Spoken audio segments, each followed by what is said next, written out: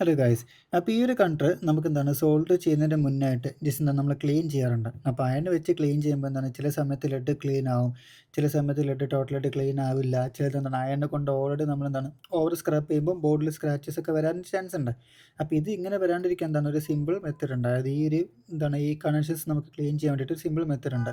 നമ്മുടെ ബോർഡിൻ്റെ ഏതെങ്കിലും ഒരു ഡാമേജ് ആയിട്ടുള്ള ഏതെങ്കിലും ബോർഡിൽ നിന്ന് ഇതേപോലത്തെ അത്യാവശ്യം വലിയൊരു കമ്പൗണ്ട് എടുക്കാം. കറക്റ്റ് വലുപ്പത്തിലുള്ളൊരു കമ്പൗണ്ട് എടുത്തിട്ട് ജസ്റ്റ് എന്താണ് ഒരു ഹീറ്റിംഗ് ചെയ്തിട്ട് ബ്ലോവർ കൊണ്ട് ഹീറ്റ് ചെയ്തിട്ട് എന്താണ് ഈ കമ്പൗണ്ട് വെച്ചിട്ട് നമ്മളൊന്ന് വൈപ്പ് ചെയ്യാം.